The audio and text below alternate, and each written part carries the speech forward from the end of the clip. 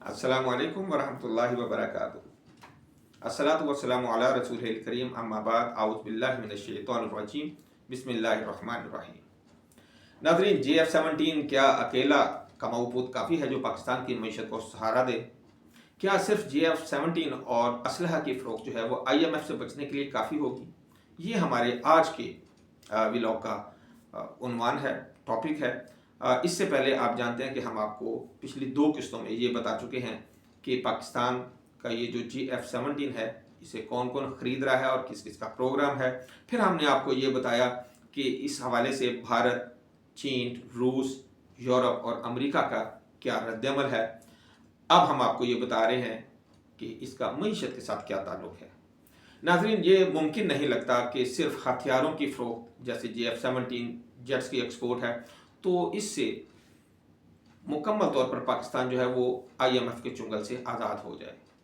मैं दूसरे लोगों की तरह नहीं हूँ जो आपको सुहाने ख्वाब दिखाए, जो ग्रीन ग्रास आपको दिखाए यानी कि सबस सबस हर चीज़ दिखाए, लेकिन ऐसा मुमकिन नहीं है। जो हकीकत है हम उसी पर बात करेंगे। ये अच्छा कदम ज़रूर है जो पाकिस्तानी मईशत को बूस्ट कर सकता है, लेकिन पाकिस्तान का मुआशी बहरान बहुत गहरा है। इसे हल करने के लिए सिर्फ एक ज़रिए पर इन्हिसार मुमकिन नहीं है। हथियारों की फ़रोख्त यानी कि डिफेंस एक्सपोर्ट्स का जो मुमकिन असर है उसके मतलब अगर हम बात करें तो जेट्स और दीगर हथियारों की जो पाकिस्तान की एक्सपोर्ट्स हैं जो JF-17 या दीगर हथियारों के साथ मिलकर होंगी, उनकी टोटल जो $13.8 बिलियन बनती है, $13.8 बिलियन ये बनती है। अगर ये सारी मेच्योर हो जाती हैं, हम सेल कर देते हैं और हमें इनके पैसे भी आ जाते हैं। ये बहुत अच्छी खबर है और इसका लेकिन ढंडोरा ज़रूरत से ज़्यादा पीटा जा रहा है। ये डील्स अभी मुमकिना है, फाइनल नहीं हुई है, ये याद रखिएगा। मुमकिना डील्स की तफसील भी मैं आपको बता दूं तो लीबिया के साथ जो डील हुई है वो 4 बिलियन से लेकर $4.5 बिलियन के करीब है, जिसमें 16 JF-17 शामिल है। इसी तरह सऊदी अरब के साथ जो डील है उसमें $4.2 बिलियन की ये डील है। उसमें से $2 बिलियन तो पहले ही पाकिस्तान के पास है, मजीद $2.2 बिलियन आ जाएगा, लेकिन इसके मुताबिक अभी बात हो रही है। फिर सूडान के मुतालिक बात हो रही है $1.5 बिलियन की, जिसमें JF-17 भी हैं, सुपर मशाक भी हैं।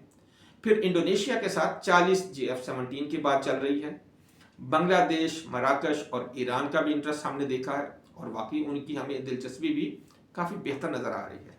मजमूई तौर पर अगर हम इन तमाम डील्स को देख लें तो इन तमाम डील्स को मिला के जो हमें आमदन हो सकती है वो तकरीबन 13 से लेके $13.5 बिलियन के करीब जो है वो हो सकती है, या $13.8 बिलियन आप कह लें, आप 14 ही कह लें, लेकिन ये एक बार की आमदनी है भाई, ये एक बार की आमदनी है। और अक़वाम मुत्तहिदा की पाबंदियां जैसा कि लीबिया के ऊपर हैं और $4.2 बिलियन की हम उसके साथ डील करने जा रहे हैं, तो उसमें पेचीदगियां भी हो सकती हैं। इसी तरह जनवरी 2026 की जो ताज़ा तरीन मालूमात हैं, मैं उसकी बुनियाद पर अगर आपके साथ बात करूं तो कर्ज़ों की मकदार जो पाकिस्तान पर है, IMF की जो शराइत हैं, मुआशी इस्लाहात की जो ज़रूरत है, इन तमाम के तनाज़र में वज़ीर दिफा का जो बयानिया है या जो दावा है कि हम IMF से जल्द छुटकारा हासिल कर लेंगे, तो मुझे वो इतना ठीक तो नज़र नहीं आता। आइए इसको समझने की कोशिश करते हैं।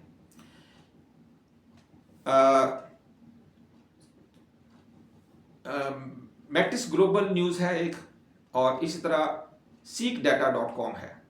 इनके मुताबिक पाकिस्तान के जो मजमूई कर्ज़ों की जो तादाद है, पाकिस्तान का एक्सटर्नल यानी कि जो बैरूनी कर्जा 2026 तक है, इंटरनल की अभी हम बात नहीं कर रहे हैं, ये याद रखिएगा, मैं सिर्फ अभी एक्सटर्नल की बात कर रहा हूँ, तो वो $134 बिलियन से ज़्यादा है, $134 बिलियन से ज़्यादा है। ये हमारी GDP का 33.1%, 33.1% बनता है।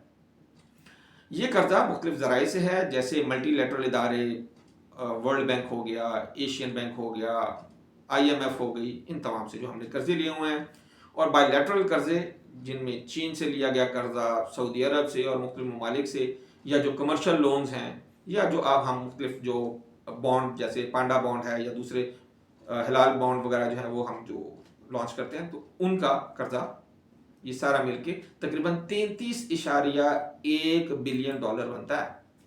अच्छा, अगर हम उन तमाम डील्स को ये समझ लें कि ये सारी मुकम्मल हो गई हैं, तो भाई 13, 13.5, 14 जैसे हमने पहले बात की बिलियन डॉलर की ये बन जाएंगी। तो ये तो हमारे टोटल कर्जों का भाई 10% बनता है। 134 बिलियन डॉलर और इधर 13 बिलियन डॉलर, तो हार्डली 10% ही बना ना। अगर हालात ऐसे ही रहे तो जून 2026 तक IMF के चुंगल से निकलना नामुमकिन तरीन है। लेकिन ये हथियारों की फरोख्त से नहीं, बल्कि अगर हम इससे IMF से छुटकारा हासिल करना चाहते हैं तो हमें जामे इस्लाहात की ज़रूरत है, जिनमें टैक्स रिफॉर्म्स हैं, एनर्जी सेक्टर की ज़ाहिर है बेहतरी है, नॉन डेट फाइनेंसिंग है, करंट अकाउंट डेफिसिट का प्रॉब्लम है, इन्फ्लेशन यानी कि अफरात ज़र जो है उसमें मज़ीद कमी होनी, फिर हमारा जो इंटरेस्ट रेट है इसको कम किया जाना, और जो हमारे पास रिजर्व है उसकी कमी का कोई इलाज निकालना। तो ये सारी चीज़ें अगर हम करेंगे तो तभी जाके हम IMF के चुंगल से निकल सकते हैं, और ये सिर्फ हथियार बेचने से ही मुमकिन नहीं है। इसलिए मैं आपसे ये कहूँगा कि वो तमाम व्लॉगर्स, वो तमाम लोग जो आपको सब्ज़ बाग दिखा रहे हैं, उनके सब्ज़ बाग में ना आए। अपनी गवर्नमेंट के ऊपर ये प्रेशर बनाए रखें और इस मौक़िफ़ को सामने रखें कि गवर्नमेंट को चाहिए कि अपने ख़र्चों को भी कम करे। मैं दोबारा कहूँगा, गवर्नमेंट को चाहिए कि अपने ख़र्चों को भी कम करे। जितने भी नुकसान पहुँचाने वाले इदारे हैं गवर्नमेंट के, उन तमाम को प्राइवेटाइज़ करे, उनसे जान छुड़ाए, और वो पैसा बजाय उन मुलाजमों पर लगाने के जो हराम खाने के लिए बैठे हुए हैं, उनकी बजाय अवाम पर लगाएं और सवाब भी कमाएं और पाकिस्तान को तरक्की भी दिलाएं। नेक्स्ट व्लॉग के लिए इंशाल्लाह फिर आपके खिदमत में हाजिर होंगे। तब तक के लिए इजाज़त दीजिएगा। अल्लाह हाफिज़। अस्सलाम वालेकुम।